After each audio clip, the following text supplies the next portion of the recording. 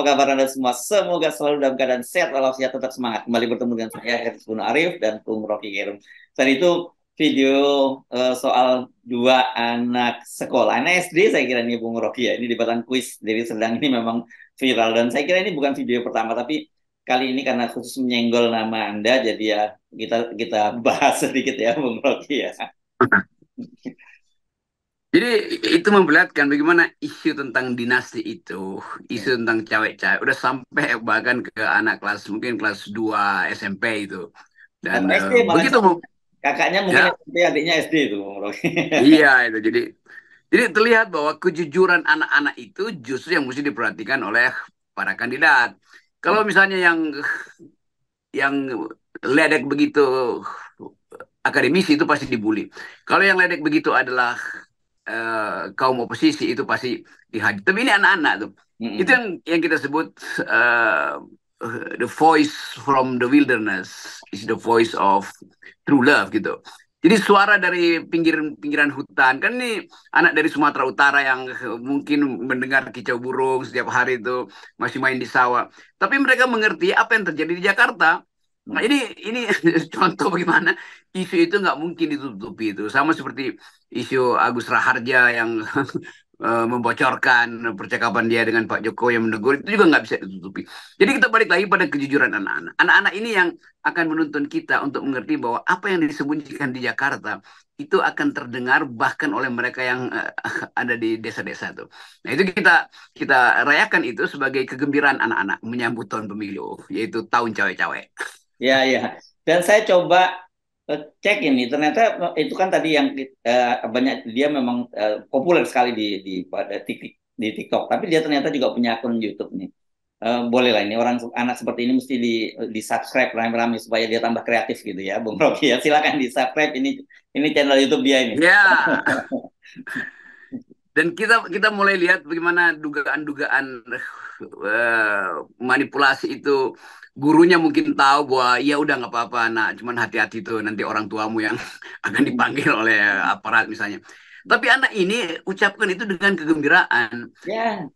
Hmm. Bahkan dia jingkrak itu menunjukkan bahwa dia ngerti bahwa dia akan dibully atau dia ngerti bahwa dia akan diancam mungkin orang tuanya. Tapi bagi dia nggak ada soal. Karena bagi dia membuat gembira teman-temannya dan dia nggak sadar bahwa saya juga ikut gembira, Her sebenarnya ikut gembira, semua orang ikut gembira. Karena itu terwakili tuh. Mungkin kalau suara saya itu dianggap ya karena pembenci kekuasaan, tapi ini anak-anak ngeledek dengan bait, lirik dan melodi yang betul-betul sempurna tuh. Sebagai satu waktu mungkin akan ada orang yang bikin disertasi. Dari mana anak itu punya ide dan bagaimana dia dia menyambungkan ide itu kritik pada pemerintah dengan gerak dia yang natural. Kan itu intinya kan. Nggak Ya. seperti anak muda yang lain yang di brief, bukan anak muda yang lain, seorang anak muda yang Hmm. di brief tiap hari oleh bapaknya Hmm. untuk bahkan menolak debat-debatan gitu. Ini lagu yang menuntun perdebatan. Mestinya kita bilang pada KPU, ini lagu pengantar pemilu loh, dari Ya. versi anak-anak itu yang Ya, punya masa ya, ya. depan gitu. Ya, ya. Dan saya kira melihatnya anak-anak anak muda, anak bukan anak muda ya, ini anak-anak ini juga dia menangkap ada kekonyolan, makanya dia kemudian mengekspresikan semacam itu ya, Bung Rocky. Jadi bukan kelucuan, tapi tempatnya ini kekonyolan menurut saya. Bayangin kemampuan anak muda itu untuk membuat satire dengan dia mengendapkan, mungkin dia dengar TikTok atau FNN, forum tiap hari, dengerin para kritisi, lalu diambil inspirasi untuk ikut ngeledek, karena dianggap konyol banget nih orang ya. Ngapain cuma soal politik kok bikin cawe-cawe dan melibatkan seluruh dinasti itu. Jadi lebih tajam sebetulnya ungkapan dinamis dan kritis dari dua anak ini yang memungkinkan kita percaya bahwa masa depan Indonesia memang harus dituntun kembali atau dihitung ulang tuh melalui kejujuran anak-anak tuh. Kalau orang tua udah pasti berbohong lah, apalagi orang tua yang punya kekuasaan. Tapi anak-anak ini betul-betul didesain oleh alam semesta untuk memberi teguran pada kekuasaan. Kira-kira itu apa namanya misi kelangitannya itu. Yes, oke. Baik, kita pindah ke tadi ada udah mulai nyinggung-nyinggung Pak Agus Raharjo. Sekarang ini memang muncul banyak desakan untuk melakukan interpelasi ya. DPR mengambil hak interpelasi dan saya juga mendengar dari beberapa teman ini mulai mulai bergulir kan dan seingat saya mengusulkan ini seorang seorang anggota dari fraksi PKS ya untuk mengusulkan interpelasi, karena saya kira memang itu akhirnya harus masuk wilayah politik, karena Pak Jokowi tentu saja secara hukum dia kuat karena Pak Agus Raharjo hanya bersaksi sendirian, sementara yang di situ disebut yang hadir Pak Jokowi dan Pak Pratikno, sementara Pak Pratikno mengaku sudah tidak ingat bahwa ada ada pertemuan semacam itu gitu ya. Dari ucapan Pak Pratikno aja sudah tidak ingat, itu artinya dia berupaya untuk menutup ingatan dia sendiri itu. Kan Ya, itu ya, dia tidak dasarnya. mau Nggak berbohong mungkin. gitu ya. Dia tidak mau berbohong gitu Bung Rocky, tapi dia paling aman adalah tidak ingat, dan kan biasanya biasanya begitu. Saya lupa kalau di pengadilan-pengadilan kan seperti seperti itu ya. Kalau lupa, namanya orang lupa nggak ada hukumnya gitu. Kalau di pengadilan kita bikin lupa itu alibi sebetulnya. Ya, ya, ya. Supaya kasus itu tidak berlanjut karena banyak kasus yang bodong juga dipaksa-paksa. Tapi ini kasus yang real datang dari seorang mantan ketua ketua KPK tuh, komisaris KPK, yang dia ambil risiko bahwa nggak mungkin dalam ucapan Pak Agus itu dia berbohong gitu. Kecuali memang Agus ini disuruh oleh satu partai politik untuk melecehkan Pak Jokowi. Saya kira enggak, karena Agus itu tahu banyak hal, sama seperti kalau hari-hari ini Firly juga tahu banyak hal, tapi belum dia buka aja tuh, karena dia sendiri ada kasus tuh. Tetapi kita mau dorong ini supaya ucapan Pak Agus itu jadi semacam paling nggak justice collaborator lah, kalau dianggap bahwa itu ada sedikit unsur dendam pada Jokowi. Namun yang ingin dilihat publik adalah kejujuran dari Pak Jokowi untuk melihat kembali bahwa pada saat itu mungkin sekali Jokowi secara tidak langsung melakukan intervensi, tetapi belakangan kita tahu memang itu adalah intervensi Jokowi, dan itu yang menunjukkan kenapa misalnya Golkar menolak untuk manggil Pak Agus. Ya udahlah, demikian juga PDIP. Karena kan ini kasus IKTP ini seluruh anggota DPR mungkin kena Ya. kena splatteran tuh dari kasus itu, termasuk Ganjar yang akhirnya mengembalikan, dan pernah kan juga oleh LK kan. Jadi kejujuran itu mesti ada tuh. Nah, Agus Raharja ini itu jujurnya sama seperti anak SD tadi yang membuat lirik cawe-cawe itu. Sama aja. Tapi kita ini proses politik dibongkar. Kalau enggak Agus dianggap fitnah ya kan. Tapi kalau Agus dihukum, yang lain akan nyanyi itu. Lalu mulai cari semacam saksi mahkota untuk saling menutupi kasus ini. Tetapi nggak mungkin ini ditutupi, karena ini tahun pemilu. Nanti pada pemilu juga akan dibongkar kasus ini. Pasti timnya Anies sudah siap-siap tuh untuk mempermasalahkan masalah ini. Karena ini adalah, dan Jokowi bisa tergelincir hanya oleh nyanyian seorang Agus, apalagi kalau ditambah nyanyian anak SD tadi dari Deli Serdang gitu kan. Jadi kita mau lihat bagaimana kemampuan kematangan politik dari tokoh semacam Erlangga atau Ibu Mega atau Mbak Puan, yang sebetulnya ada fakta baru untuk diajukan sebagai gugatan terhadap Jokowi. Tetapi kalau mereka tutup itu artinya ya udah, ngapain pilih PDIP yang takut untuk membongkar kasus ini. Ya, ya.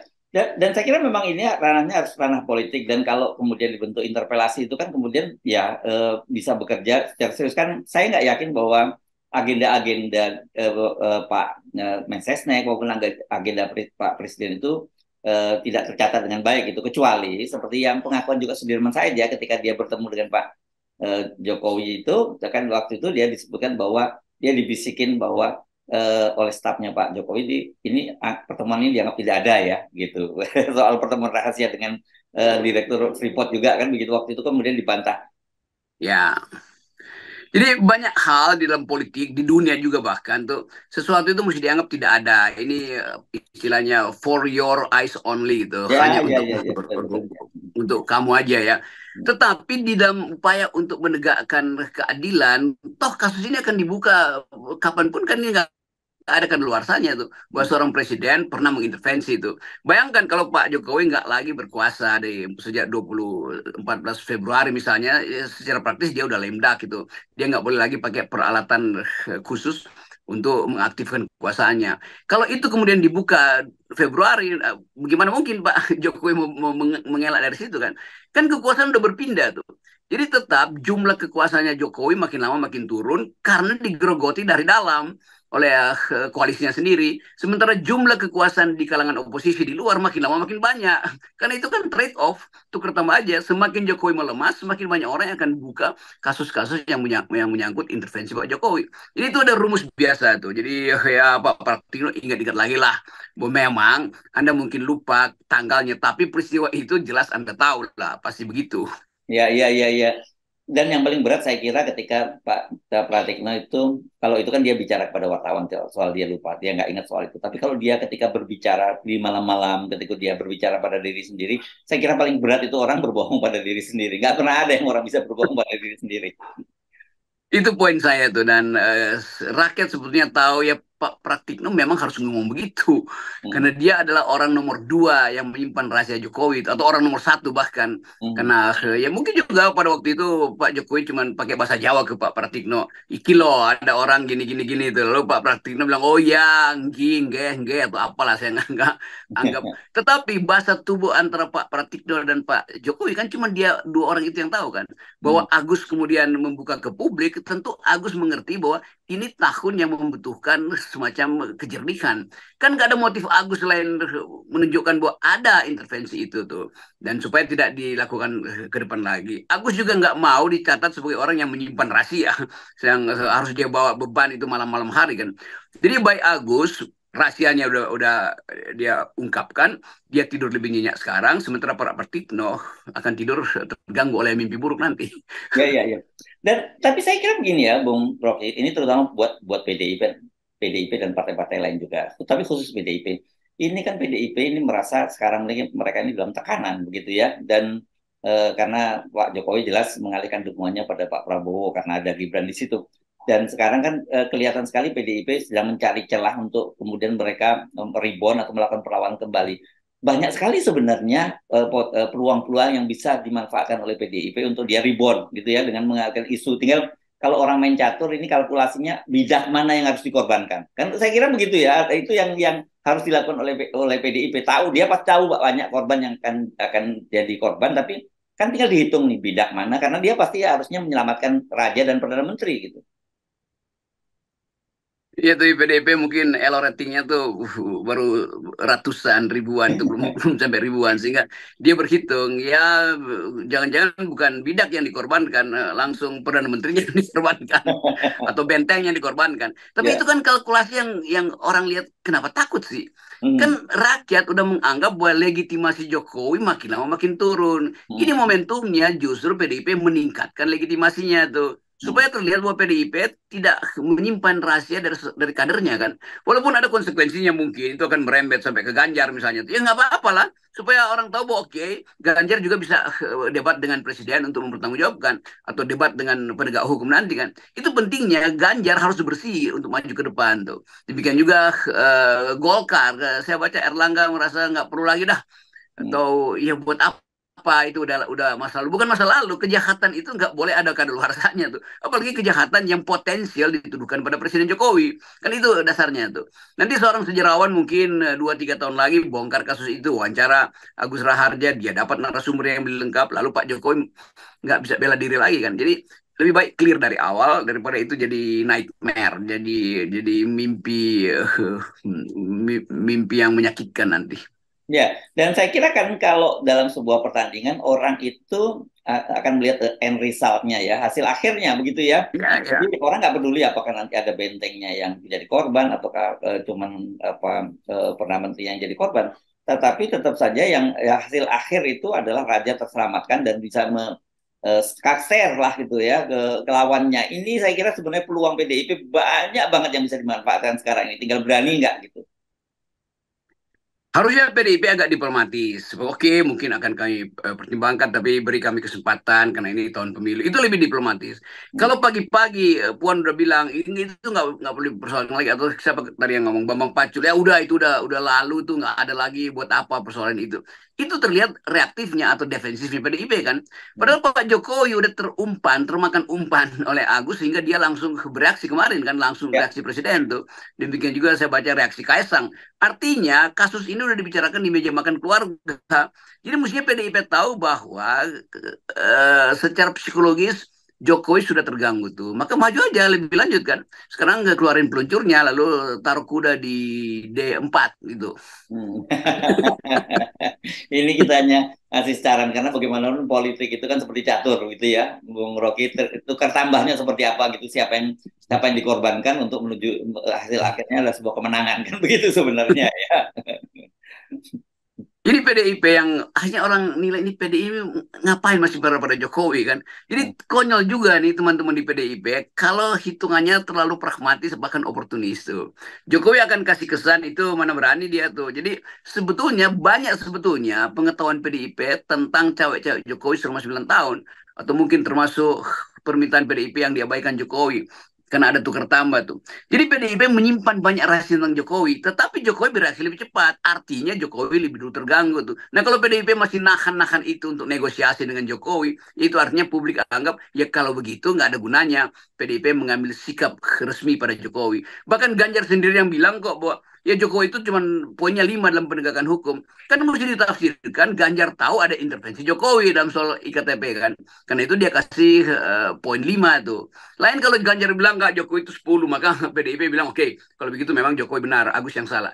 Ini Ganjar sendiri kasih poin negatif pada Jokowi, kenapa PDIP masih takut? Ini konyolnya di situ nih. Oke, baik Bung Rocky, kita kita tonton saja sampai seperti seperti apa. Karena ini pilihannya kan itu, saya kira ini kalau namanya pemilu ya zero sum game ya. Ini situasinya buat Ya. PDIP, situasi hari ini ya.